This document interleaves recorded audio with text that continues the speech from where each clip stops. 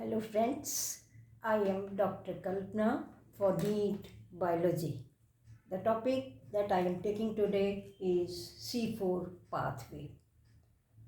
हम जानते हैं फोटोसिंथेसिस में ग्रीन प्लांट्स शुगर बनाते हैं जो एक एनाबॉलिक प्रोसेस होता है और इसमें कार्बन डाइऑक्साइड और वाटर से वो अपना सब फूड बनाते हैं इन प्रेजेंस ऑफ सनलाइट। तो फोटोसिंथेसिस में दो पार्ट, पूरे फोटोसिंथेसिस को हम दो पार्ट में बांट सकते हैं, एक लाइट रिएक्शन और एक डार्क रिएक्शन। लाइट रिएक्शन के लिए तो लाइट बहुत ज़रूरी होती है क्योंकि एनर्जी उसी से मिलती है, और डार्क रिएक्शन का मतलब ये नहीं है कि वो डार्क में ही होगा, वो लाइट में भी हो सकता है, लेकिन उसके लिए लाइट की ज़रूरत नहीं पड़ती है। अभी हमने जो पढ़ा है वो केवल C3 पाथवे पढ़ा है। डार्क रिएक्शन जो है उसमें हमने केल्विन साइकिल पढ़ा है, लेकिन कुछ प्लांट्स होते हैं जो कि उनमें केल्विन साइकिल भी होता है लेकिन एक पाथवे और होता है और वो कहलाते हैं C4 प्लांट्स। तो C3 पाथवे और C4 पाथवे।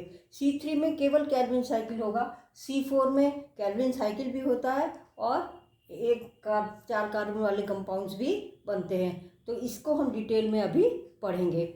C3 प्लांट्स में क्या होता है,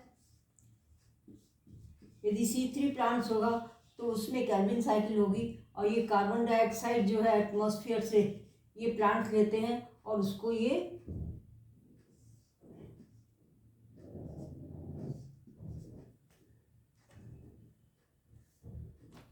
कार्बोक्सिलेशन करते हैं और यहाँ पर होता है राइबोलोज फॉस्फेट 1,5 राइबोलोज बाइफॉस्फेट का कार्बोक्सिलेशन करते हैं और फिर ये जो है ये 5 कार्बन इसमें है,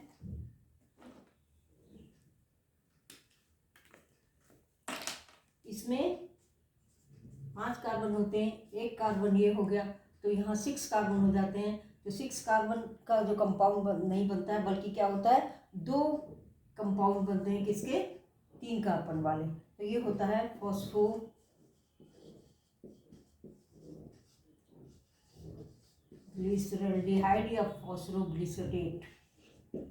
ये कितना कार्बन का कंपाउंड है 3 कार्बन। तो पहला स्टेबल प्रोडक्ट जो बनता है वो होता है 3 कार्बन वाला फॉस्फोग्लिसरेट, इसीलिए हम इनको क्या कहते हैं C3 प्लांट्स कहते हैं। अब C4 जो प्लांट्स होते हैं उसमें ऐसा नहीं होता, उसमें क्या होगा कार्बोक्सिलेशन तो होगा, इस प्रोसेस का नाम कार्बोक्सिलेशन होगा क्योंकि यहाँ पर कार्बन डाइऑक्साइड यूज हो रही है, जुड़ रही है, ये प्रोसेस कहलाएगा कार्बोक्सिलेशन।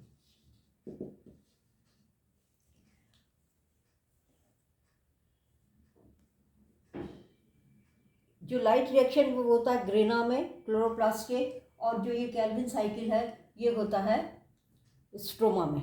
क्लोरोप्लास्ट का स्ट्रक्चर हम जानते हैं, इसमें कुछ लैमेली होते हैं ग्रेना थाइलाकोइड में, और दूसरा ये स्ट्रोमा। अब C4 प्लांट्स में क्या होता है, ये पहली चीज़ तो ये है कि ये ड्राई ट्रॉपिकल रीजन्स में होते हैं, क्योंकि ड्राई ट्रॉपिकल रीजन्स में क्या होना है, 2 चीज़ें हमें ध्यान रखनी है, एक तो वाटर लॉस ना हो और दूसरा चीज़ कि ज़्यादा हाई लाइट इंटेंसिटी में भी वो लीव्स जो हैं वो उनके सेल्स जो हैं वो ठीक बने रहें और वो फोटोसिंथेसिस करते रहें। तो जो प्लांट्स ड्राई ट्रॉपिकल रीजन्स में होते हैं उनमें क्या होता है C4 पाथवे होता है in addition to C3। C3 तो होगा ही, लेकिन C3 के अलावा एक और होता है जिसमें C4 नेचुरली है। C4 हम कहेंगे यदि तो जैसे C3 में हमने कहा कि पहला जो स्टेबल प्रोडक्ट है वो 3 कार्बन वाला है, तो नेचुरली इसमें जो पहला स्टेबल प्रोडक्ट होगा वो क्या होगा 4 कार्बन वाला होगा। और इसमें जो है अभी हम डिटेल C4 पाथवे को ही पढ़ेंगे, पर यहाँ पर क्या होगा, इसने कार्बन डाइऑक्साइड ली एटमॉस्फेयर से और क्या बनाएगा, ये बनाएगा एक ऑक्सिलो एसिटिक एसिड। ये क्या है, ये 4 कार्बन कंपाउंड है 4C, और ये कार्बोक्सिलेशन हो गया।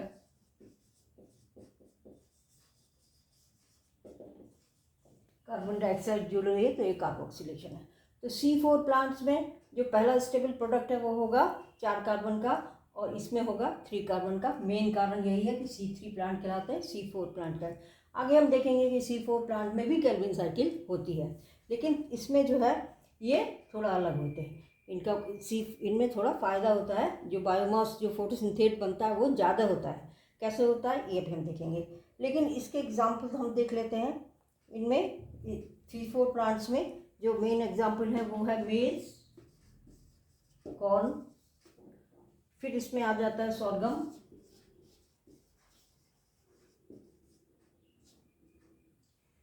फिर आता है शुगर केन, बहुत सारे मिलेट्स और भी मिलेट्स हैं वो भी इसी में आ जाते हैं, और कुछ ग्रासेस हैं, सम ग्रासेस। ये एग्जाम्पल्स हैं जो C4 प्लांट्स होते हैं। इसमें अब नेचुरल ये है कि यदि C4 है, ये C3 से अलग है, तो इनमें कुछ क्या होगा, इनमें कुछ खास बात होगी जो इसको C3 प्लांट से अलग करते हैं। तो वो खास बात क्या है वो देखते हैं सबसे पहले। तो ये C4 प्लांट जो है C3 प्लांट से इसलिए डिफरेंट है क्योंकि पहली चीज़ तो यही है कि इनमें जो स्टेबल प्रोडक्ट बनता है पहला आफ्टर कार्बोक्सिलेशन, जब प्लांट कार्बन डाइऑक्साइड ले लेते हैं उसके बाद जो बनता है वो क्या होता है, 4 कार्बन का कंपाउंड होता है, ऑक्सलो एसिटिक एसिड। इन प्लांट्स में C4 प्लांट्स में क्या खास बात होती है,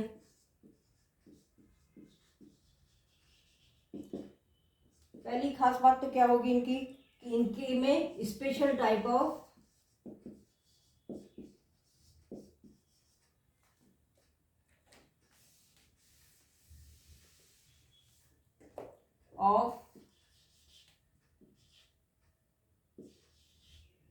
लीफ एनाटॉमी, माने लीफ का जो इंटरनल स्ट्रक्चर है वो ये C3 प्लांट से अलग होता है, और इसको हम क्या कहते हैं, ग्रेन्ज एनाटॉमी।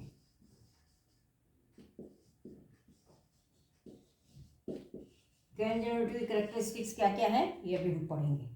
दूसरा चीज़ क्या है कि ये प्लांट्स जो हैं ये हाई टेम्परेचर को टॉलरेट कर लेते हैं, tolerate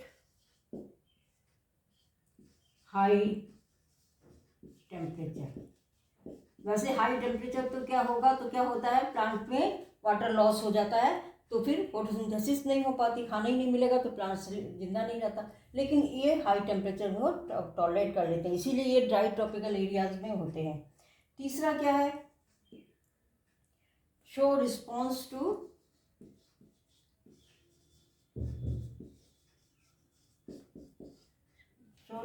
to high light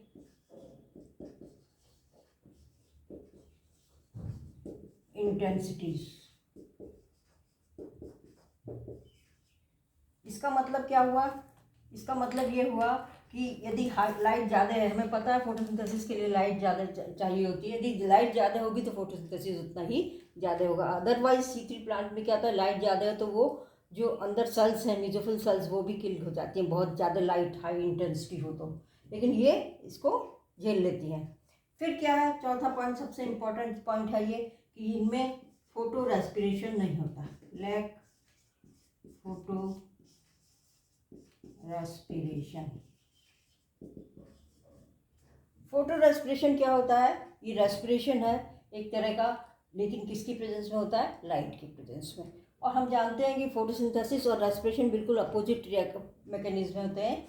photosynthesis में तो शुगर बनती है और रेस्पिरेशन में शुगर का कैटाबॉलिज्म होती है, तो यदि इसमें फोटो रेस्पिरेशन में भी क्या होगा, शुगर की कैटाबॉलिज्म होगी। और ये किसकी प्रेजेंस में होता है, फोटो। जो नॉर्मल रेस्पिरेशन होता है उसमें तो कैटाबॉलिज्म होता ही है, लेकिन ये एक एक्स्ट्रा है ये फिनोमेना जो होता है केवल C3 प्लांट्स में, और उसमें लाइट की प्रेजेंस में रेस्पिरेशन एक एक्स्ट्रा रेस्पिरेशन होता है जो कहलाता है फोटो रेस्पिरेशन। इसमें क्या होता है, जो फोटोसिंथेसिस से बने हैं प्रोडक्ट वो यूटिलाइज हो जाते हैं, तो हमें प्लांट्स को उतना फूड नहीं मिल पाता बिकॉज ऑफ फोटो रेस्पिरेशन। लेकिन C4 प्लांट्स में ये फोटो रेस्पिरेशन नहीं होता है। क्यों नहीं होता है अभी आगे बताएंगे। तो ये फ़ायदे की चीज़ है, फोटो रेस्पिरेशन नहीं होना प्लांट्स के लिए भी फ़ायदे की है और हमारे लिए भी, क्योंकि हमें ज़्यादा बायोमास मिलेगा। तो इसमें क्या हो गया, नेक्स्ट पॉइंट क्या होगा, have greater productivity of biomass. Natural है, जब फोटो रेस्पिरेशन नहीं होगा और ज़्यादा लाइट में भी ये फोटोसिंथेसिस कर रहे हैं, ज़्यादा हाई टेम्परेचर पे भी ये फोटोसिंथेसिस कर रहे हैं, नेचुरल है कि इनमें प्रोडक्टिविटी ज़्यादा होगी। प्रोडक्टिविटी ज़्यादा होगी तो उनका बायोमास भी, हमें क्या होगा, हमें बायोमास कहाँ से मिलता है, प्लांट से ही मिलता है। तो जो कुछ बायोमास हमें मिल रहा है प्लांट से वो क्या होगा, ज़्यादा होगा। तो हमने यहाँ पर ये बताया आपको कि जो ये C4 प्लांट्स होते हैं उनकी लीफ में एनाटॉमी में थोड़ा अंतर होता है, जिसको कि हम कहते हैं क्रेंच एनाटॉमी। क्रेंच माने होता है रेथ, जैसे किसी की बॉडी वगैरह पे या कहीं पर फूल चढ़ाने होते हैं तो आपने देखा होगा कि एक जो है गोल स्ट्रक्चर होता है, चक्र जैसा होता है, उसमें फूल और पत्तियां बांध के उसको बना देते हैं, वो उसको चढ़ाते हैं, वो होता है रेथ। रेथ क्रेंच का माने होता है रेथ। और ये जो प्रॉपर्टीज़ हमने बताई हैं आपको, अभी ये नीट में आई हुई हैं 2017 में, जो हमने अभी बताई आपको, C4 प्लांट्स के स्पेशल कैरेक्टरिस्टिक, क्रेंच एनाटॉमी, फिर टॉलरेट हाई टेम्परेचर, फिर response to high light intensities, और फिर ग्रेटर प्रोडक्टिविटी, ये सारी कैरेक्टर्स जो हैं ये होते हैं C4 प्लांट्स में। और ये यही क्वेश्चन आया हुआ है नीट में 2017 में। अब जो है हम पढ़ते हैं, क्या हम पढ़ते हैं, क्रेंच एनाटॉमी।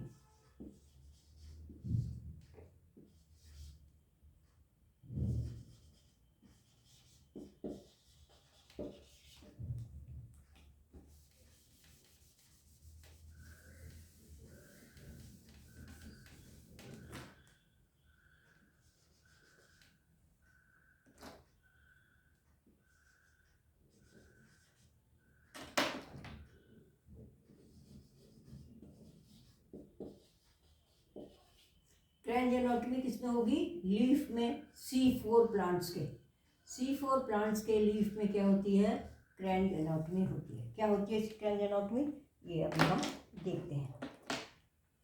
इसमें क्या होता है कि एक तो जो नॉर्मल प्लांट्स होते हैं C3 प्लांट, उनमें क्या होता है, वेस्कुलर बंडल के चारों ओर शीट नहीं होती, शीट की सेल्स नहीं होती, होंगी भी तो उनमें क्लोरोप्लास्ट नहीं होता है। लेकिन इसमें क्या होता है, पहला पॉइंट यही है कि इनमें वेस्कुलर बंडल के चारों ओर बंडल शीट सेल्स होती हैं और वो इस तरह से अरेंज होती हैं कि वो एक रेक्ट जैसा स्ट्रक्चर बनाती हैं। इन सेल्स की क्या होती है, जैसे हम यहाँ पे ले लेते हैं स्ट्रक्चर, ये तो हो गया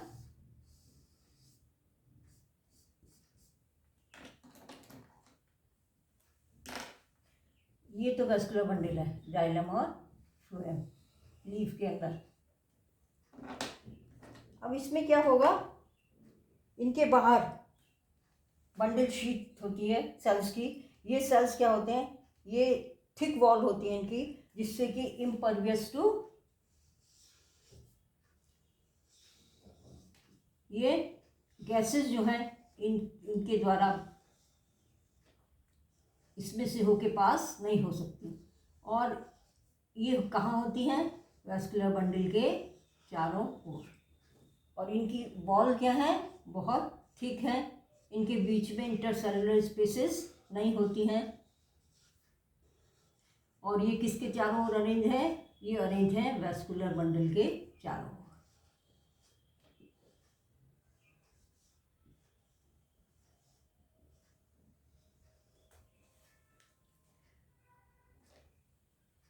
तो ये तो हो गया वेस्कुलर बंडल।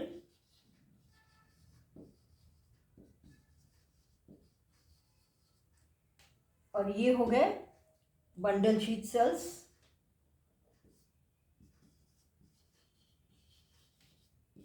क्योंकि ये वेस्कुलर बंडल के चारों ओर क्या बना रहे हैं, एक शीट बना रहे हैं। इनकी थिक वॉल होती है, हमने वॉल थिक बना दी है।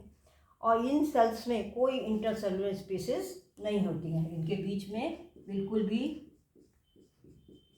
स्पेसेस नहीं होते, नहीं तो वहाँ पर गैसेस का ट्रांसफर हो सकता है। और ये इम्परवियस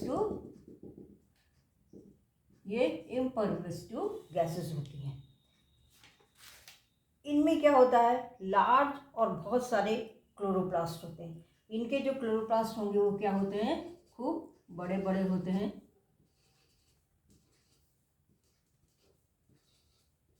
और ज़्यादा होते हैं। किसकी सेल्स में, जो सेल्स वैस्कुलर बंडल के चारों ओर क्या बना रही हैं, बंडल शीट बना रही हैं, उनमें क्या होते हैं, खूब बड़े बड़े क्लोरोप्लास्ट होते हैं। तो ये तो पहला अंतर हो गया C3 C4 प्लांट्स में, कि C3 प्लांट्स में बंडल शीट नहीं होती है, और यदि होगी भी तो क्या होगी, उसमें क्लोरोप्लास्ट नहीं होते। और यहाँ पर ये बंडल शीट है, सेल्स हैं, सेल्स की सेल वॉल बहुत थिक होती हैं, उनमें लार्ज और मैनी क्लोरोप्लास्ट होते हैं। और क्लोरोप्लास्ट इसमें दो तरह के होते हैं, एक तो इसमें हो गए, इनमें ग्रेना नहीं होता, एक ग्रेनल होते हैं। क्लोरोप्लास्ट में आपने पढ़ा ग्रेना और स्ट्रोमा, इनमें ग्रेना नहीं होता, केवल स्ट्रोमा स्ट्रोमा होता है, स्टार्च बहुत ज़्यादा होता है इसके अंदर। और ये तो हो गया बंडल शीट सेल में। इसके अलावा जो होगा,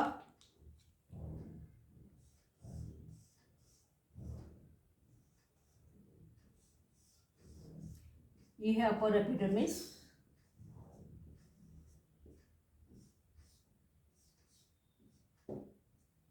ये है लोअर एपिडर्मिस,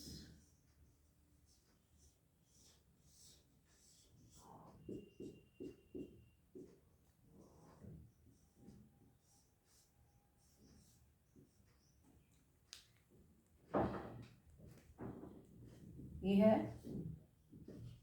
अपर एपिडर्मिस, ये है लोअर एपिडर्मिस, और ये है स्टोमा। ये गार्ड सेल्स में तो क्लोरोप्लास्ट होता है नॉर्मल। ये हो गया स्टोमा, और इनके बीच में मीजोफिल सेल्स होते हैं। तो मीजोफिल सेल्स है, इसमें क्या होता है कि जो मीजोफिल सेल्स इसके चारों ओर होते हैं वो भी एक पूरी रिंग सी बना लेते हैं। जो बंडल शीट सेल के चारों ओर मीजोफिल सेल्स हैं वो पूरा एक क्या बनाएंगे, इसके चारों ओर एक रिंग बना लेते हैं। इस तरह से ये रथ जैसा ही दिखता है।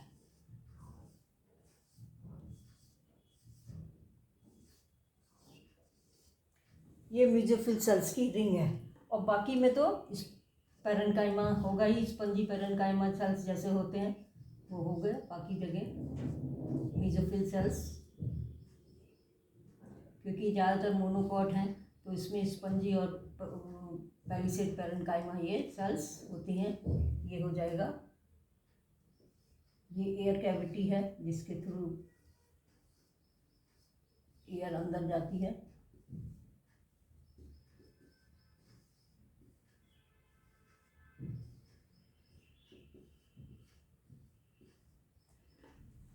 ये हो गए मीजोफिल सेल्स। इनमें क्या होगा, क्लोरोप्लास्ट होंगे, लेकिन ये क्लोरोप्लास्ट क्या होंगे, ये ऑर्डिनरी क्लोरोप्लास्ट होंगे। इनमें ग्रेना भी होगा और इनमें स्ट्रोमा भी होगा। और ये जो इसके चारों ओर वाली हैं ये भी ऑर्डिनरी मीजोफिल सेल्स ही हैं, स्पंजी मीजोफिल सेल्स की तरह से। और इनमें भी क्लोरोप्लास्ट है विथ ग्रेना एंड स्ट्रोमा।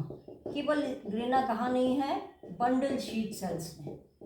इसमें इस वाले जो है शीट में वो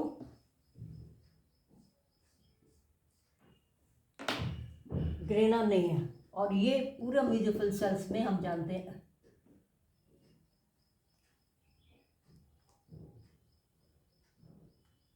कि क्लोरोप्लास्ट होता है, क्लोरोप्लास्ट होगा यहाँ। एपिडर्मिस में नहीं होगा और जो इसमें नहीं होगा। C3 प्लांट्स में या तो ये बंडल शीट होती ही नहीं है, और होगी भी तो उसमें क्लोरोप्लास्ट नहीं होगा, वो ट्रांसपेरेंट होती है। ये है एयर कैविटी जिसके थ्रू कार्बन डाइऑक्साइड ऑक्सीजन का ट्रांसफ़र होता है। तो इस तरह से ये TS है लीफ का।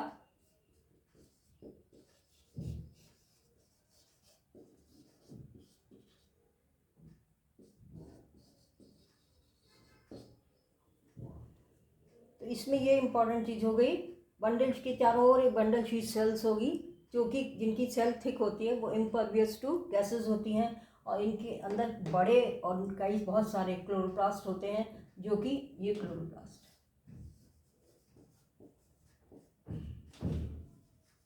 ये कैसे क्लोरोप्लास्ट हैं, एक ग्रेनल, माने इनमें ग्रेना नहीं होता है, और बाकी जो ये है मीजोफिल सेल, उनमें क्लोरोप्लास्ट नॉर्मल होता है, इसमें कोई दिक्कत नहीं। तो यदि हम इस चीज़ को देखें, ये इतना पोर्शन यदि हम देखते हैं तो कैसा लग रहा है, जैसे कि फूलों से भरा हुआ वो होता है, इस तरह से होता है ना, जो इसमें क्या होता है, फूल भी होते हैं, यहाँ पर फूल लगे हुए हैं इस तरह से, और उसमें पत्तियां भी लगी रहती हैं।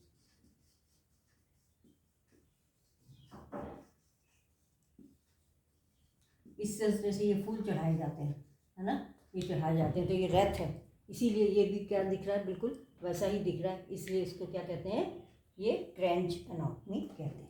तो ये तो हो गया एनाटॉमी, इस तरह के लीफ स्ट्रक्चर अंदर से होता है C4 प्लांट्स में। अब हम आते हैं असली C4 पाथवे पर, कि असली में C4 पाथवे कैसे होता है, कि पहला कंपाउंड जो बन रहा है वो क्या है, जो पहला कंपाउंड बन रहा है इसमें वो 4 कार्बन कंपाउंड है। इसमें क्या होता है, पूरा पाथवे वो 2 स्टेप्स में होता है।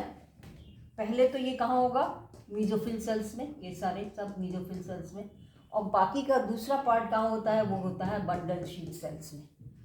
यहाँ पर तो ये नॉर्मल कैल्विन साइकिल होगी, और इसके अंदर कैल्विन साइकिल से पहले एक साइकिल होगी, एक पाथवे होगा, उसके बाद इनमें भी C3 साइकिल कैल्विन साइकिल होती है।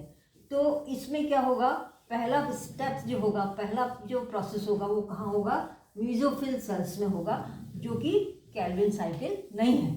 क्यों नहीं है, क्योंकि जो एंजाइम जरूरत पड़ती है यहाँ, जिसको एंजाइम जिसकी जरूरत पड़ती है कैल्विन साइकिल में, वो मीजोफिल सेल्स में नहीं होता। वो कहाँ होता है, वो होता है बंडल शीट सेल्स में। तो इसमें जो है, इसको जो है C4 पाथवे, अब हम असली में इस पे आते हैं कि इस पाथवे में क्या होता है।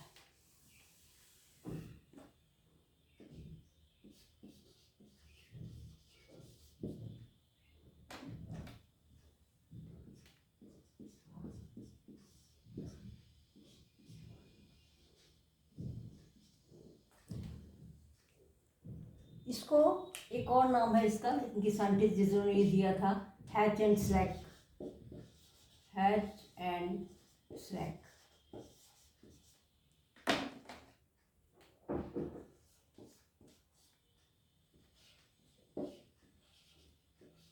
हैच एंड स्लैक पाथवे भी कहते हैं, C4 पाथवे या हैच एंड स्लैक पाथवे भी कहते हैं। जो पहला कार्बोक्सिलेशन होता है, इस प्रोसेस में C4 पाथवे में 2 बार कार्बोक्सिलेशन होगा। एक बार जो कार्बोक्सिलेशन होगा पहला, वो कहाँ होगा, मीजोफिल सेल्स में होगा, और उसके बाद जो है ये बंडल शीट सेल में होंगे। तो इसमें 2 कार्बोक्सिलेशन होगा। एटमॉस्फेयर से तो कार्बन डाइऑक्साइड एक ही बार लेंगे, लेकिन कार्बोक्सिलेशन जो कंपाउंड का होगा वो 2 बार होता है। पहली बार तो कहाँ होगा, मीजोफिल सेल्स में।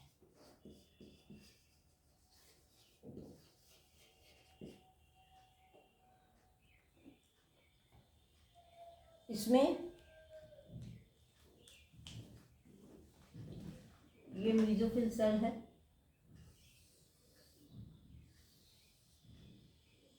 और ये फिर बंडल शीट सेल है। इसमें 2 सेल्स के बीच में तो मिडिल लेमिला होता है,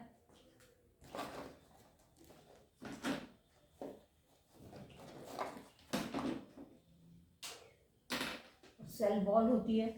तो ये तो हो गई मेसोफिल की सेल वॉल और सेल मेम्ब्रेन।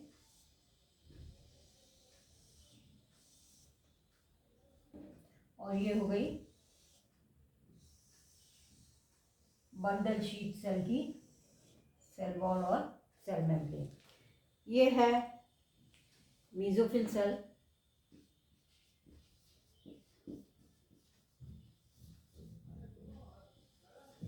और ये है बंडल शीट सेल।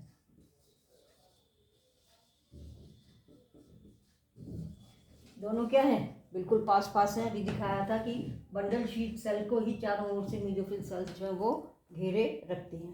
तो इसमें सबसे पहले क्या होगा कि ये कार्बन डाइऑक्साइड लेंगे,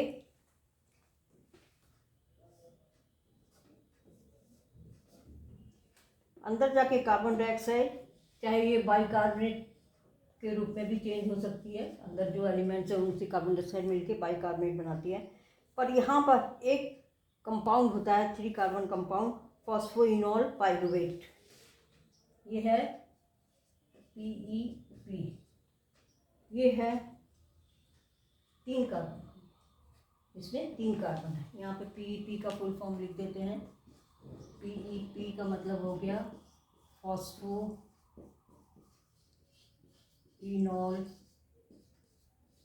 पाइरुवेट।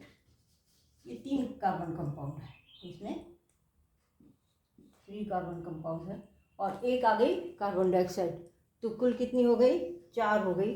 और ये जो है फिर ये मिलके क्या बनाते हैं, इसके कार्बोक्सिलेशन से क्या बन जाता है, यहाँ ये बन जाता है 4 कार्बन कंपाउंड।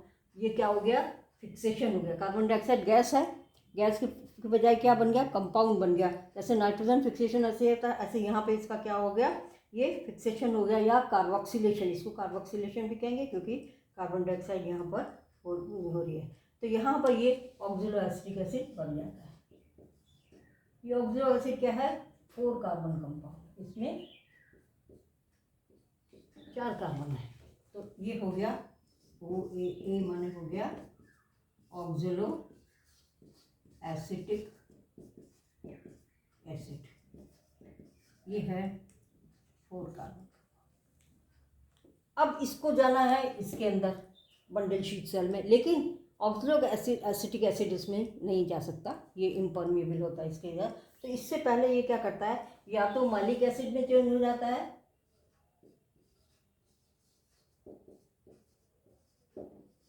ये भी 4 कार्बन कंपाउंड है, या एस्पार्टिक एसिड में चेंज हो जाता है, और फिर ये आसानी से अंदर इसमें बंडल शीट सेल में जा सकता है। अब पता है आपको सेल्स के बीच में प्लाज्मोडेस्मेटा होते हैं, तो प्लाज्मोडेस्मेटा के थ्रू ही ये जा सकता है, क्योंकि इनकी वॉल क्या थी, इम्परमेबल थी, ऐसे ये नहीं जा सकते। तो ये कैसे जाएंगे, प्लाज्मोडेस्मेटा के थ्रू ये कहाँ जाएंगे, इसमें जाएंगे बंडल शीट में। इसका क्या हो गया, ये ट्रांसपोर्ट।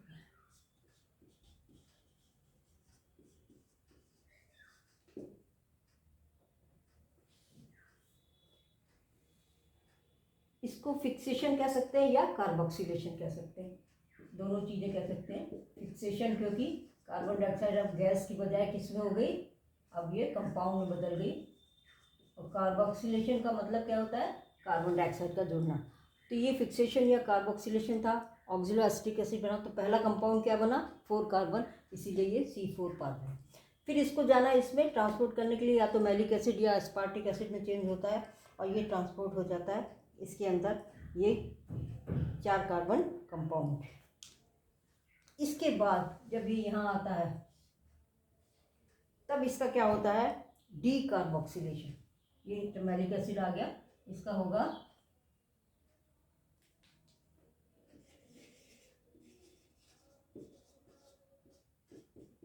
डी कार्बोक्सिलेशन का मतलब कार्बन डाइऑक्साइड का निकलना। यहाँ पे जुड़ रही थी, कार्बोक्सिलेशन था, यहाँ पर है डी कार्बोक्सिलेशन। इसका मतलब इसमें से कार्बन डाइऑक्साइड निकलेगी। ये कितने कार्बन का कंपाउंड था, 4 कार्बन का, और इसमें से क्या निकल गई, कार्बन डाइऑक्साइड निकल गई, एक C निकल गया। इसका मतलब क्या बच गया, 3 कार्बन का कंपाउंड बचेगा। ये होता है C3 एसिड, या ये फॉस्फोपाइरुविक एसिड, C3 एसिड है। ये C3 एसिड का मतलब पाइरुविक एसिड है। ये यहाँ पर जो C3 हमने लिखा है, ये क्या है, पाइरुविक एसिड। अब ये पायरुवेट एसिड जो है फिर वापस क्या होगा, ये ट्रांसपोर्ट हो जाता है इसके अंदर, फिर तो उसी से होगा, इस प्लाज्मोडेस्माटा के ही थ्रू होगा, और ये होगा ट्रांसपोर्ट।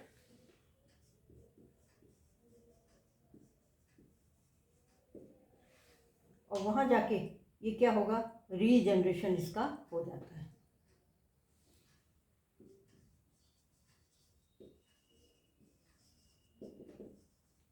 इसका रीजनरेशन फॉस्फोइनॉल पायरुवेट का। तो ये दो के बीच में होता है, ये मेसोफिल सेल्स हो गए, ये बंडल शीट सेल हो गए। और क्योंकि इसकी ये जो वॉल होती है बहुत मोटी होती है और इम्परवियस टू गैसेस होती है, इसलिए जो है ये प्लाज्मोडेस्माटा है सेल्स के बीच में।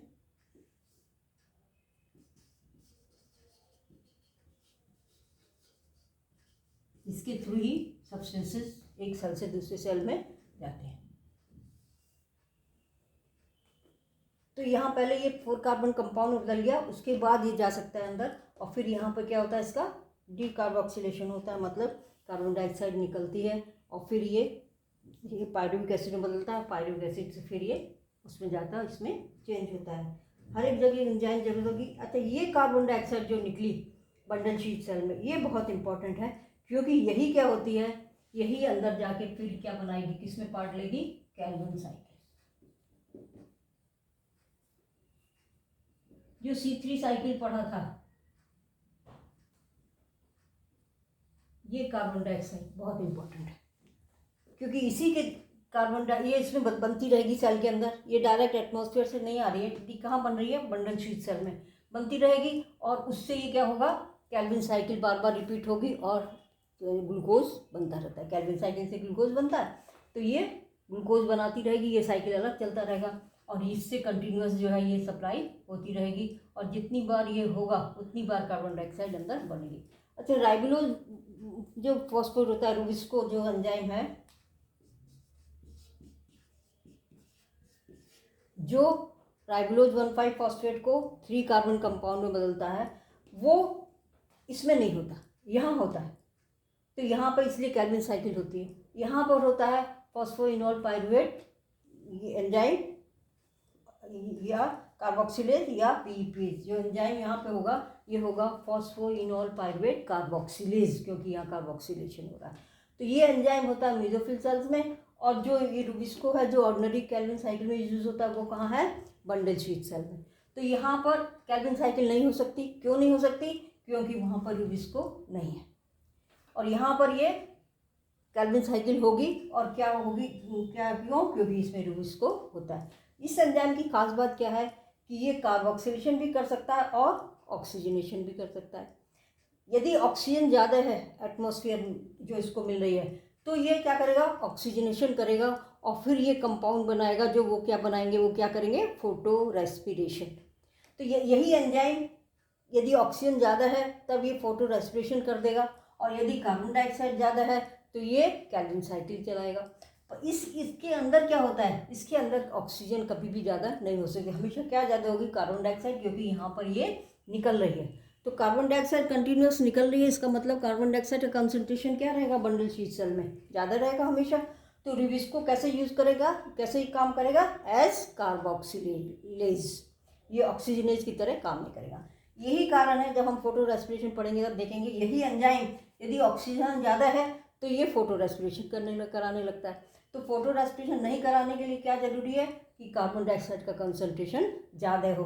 कार्बन डाइऑक्साइड का कंसंट्रेशन यहाँ पे ज़्यादा इसलिए है क्योंकि ये कंटिन्यूस निकल रही है, कहीं भी इसको ऑक्सीजन नहीं मिल रही है, इसको बाहर से तो ऑक्सीजन भी नहीं मिली, कार्बन डाइऑक्साइड भी नहीं मिल रही, लेकिन ये जो प्रोसेस हो रहा है इसमें कार्बन डाइऑक्साइड प्रोड्यूस हो रही है। इसका मतलब रुबिस्को जो इसके अंदर है वो हमेशा क्या करेगा, कार्बोक्सिलेशन ही करेगा, और उससे फिर कैल्विन साइकिल ही पॉसिबल है, फोटो रेस्पिरेशन पॉसिबल नहीं होगा।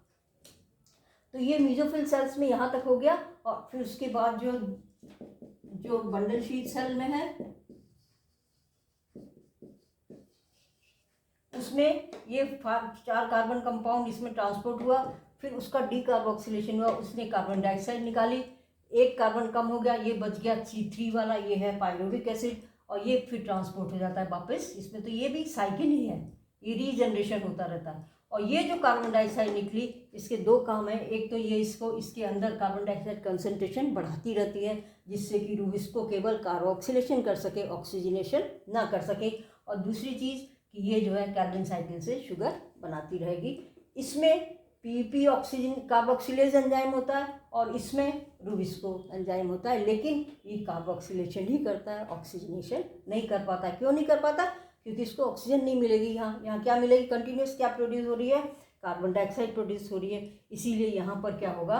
ये हमेशा ये कार्बन साइकिल ही होगा। तो कार्बन साइकिल कहाँ हुई? यहाँ। और यहाँ पर क्या बना? 4 कार्बन। ये अंतर होता है। तो मीजोफिल सेल्स में यहाँ पर जितने भी मीजोफिल सेल्स आपने देखे उसमें कार्बन साइकिल नहीं होती है। उसमें केवल क्या होती हैं? ये पीपी कार्बोक्सिलेशन होता है इसका, क्योंकि इसका ही एंजाइम वहाँ पर होता है। और जो उसको एंजाइम है जो कार्बन साइकिल के लिए ज़रूरी है, वो केवल बंडल शीट सेल्स में ही होता है। इस तरह से ये इसमें 2 बार कार्बोक्सिलेशन हो गया। एक बार कार्बन डाइऑक्साइड यहाँ यूज़ हुई और एक बार कार्बन डाइऑक्साइड यहाँ जो कार्बन साइकिल चलेगा उसमें यूज़ होगी। वैसे नॉर्मल C3 प्लांट में एक ही बार कार्बोक्सिलेशन होगा और यहाँ पर कार्बोक्सिलेशन 2 बार होता है। दूसरी चीज़ कि C3 प्लांट्स में जो लाइट रिएक्शन है उसमें क्या बनता है? ATP बनती है और NADPH बनता है, जो यूज़ होते हैं डार्क रिएक्शन में। तो यहाँ पे भी ATP और NADPH यूज़ होगा।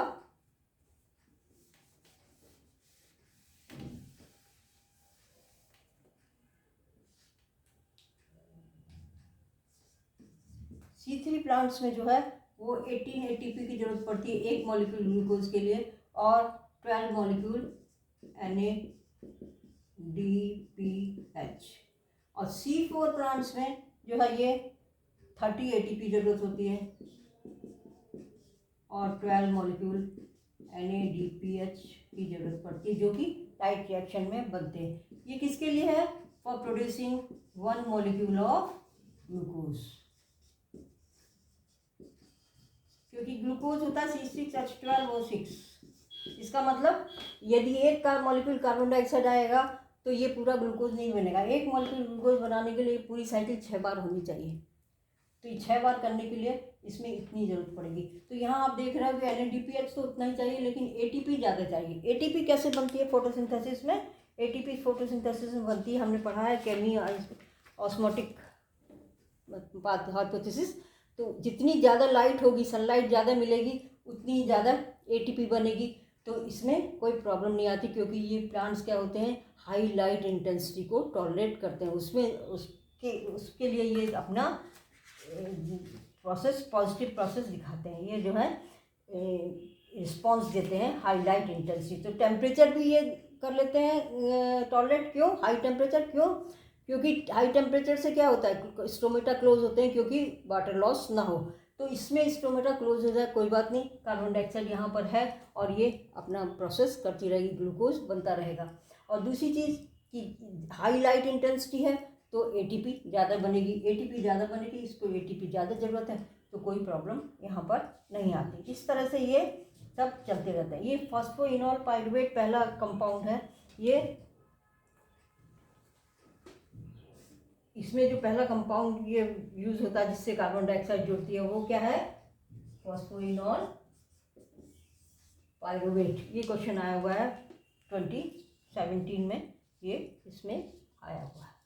तो सबसे इम्पोर्टेंट चीज़ इसकी यही है कि इसमें यहाँ पर रूबिस्को एंजाइम नहीं होता, इसलिए कार्बन साइकिल नहीं होती।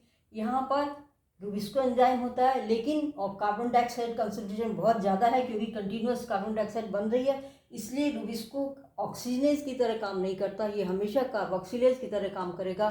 फोटो रेस्पिरेशन नहीं होता। फोटो रेस्पिरेशन हमने बताया आपको अभी कि ये जो है ये कैटाबॉलिक प्रोसेस है, माने ये हमारा जो हमें ज़रूरत पड़ हमें मिल रहा है, जो शुगर बन रही है उसका कैटाबॉलिज्म कर देता है, इसलिए हमें फोटो रेस्पिरेशन की ज़रूरत नहीं है। तो C4 प्लांट्स में ये एक एडवांटेज है कि फोटो रेस्पिरेशन नहीं होने से इनका जो हमें प्रोडक्टिविटी है वो क्या होती है? ज़्यादा होती है। तो हम यहाँ देख सकते हैं कि ये सिग्निफिकेंस क्या हुई इसकी?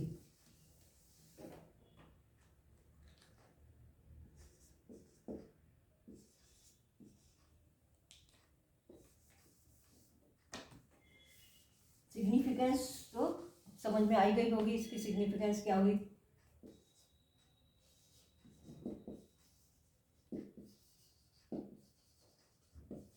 ऑफ C4 या hatch and slag cycle.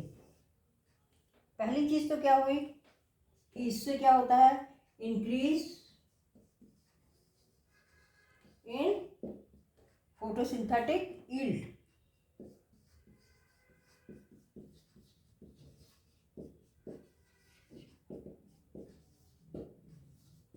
Photosynthetic yield क्या होगी, यहाँ ज़्यादा होगी क्योंकि फोटो रेस्पिरेशन नहीं होगा। ये 2 to 3 टाइम्स ज़्यादा हो जाती है C3 प्लांट्स के कंपैरिजन में, क्योंकि फोटो रेस्पिरेशन से जो कुछ शुगर बनी थी वो यूज़ हो जाती है कैटाबॉलिज्म में, वो यहाँ नहीं होता फोटो रेस्पिरेशन, इसलिए यील्ड जो है ये ज़्यादा होती है।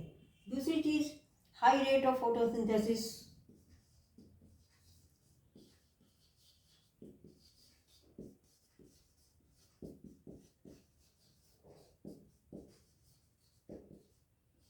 when stomata are close. Stomata close क्यों हो जाते हैं कि या तो टेम्परेचर बहुत हाई हो गया या सनलाइट बहुत ज़्यादा हो गई, दोनों का इफेक्ट यहाँ नहीं पड़ता। स्टोमेटा क्लोज होने दो, कार्बन डाइऑक्साइड यहाँ पर बन रही है, तो इसलिए ज़रूरी नहीं है कि स्टोमेटा क्लोज हो, ये बिना स्टोमेटा ओपन हुए भी हो जाता है। और फिर ये प्लांट्स जो होते हैं ये अडॉप्टेड होते हैं to high temperature and light. Temperature से क्या होगा, टेम्परेचर से फिर वही वाटर लॉस की वजह से स्टोमेटा बंद होते हैं, और वाटर लॉस नहीं होगा, स्टोमेटा बंद होंगे तब भी फोटोसिंथेसिस होगी, और नहीं तो क्या होता है, स्टोमेटा क्लोज हो गए तो फोटोसिंथेसिस बंद हो जाती है, पर C4 प्लांट्स में नहीं होगी। फिर इसके बाद ये कैन ग्रो इन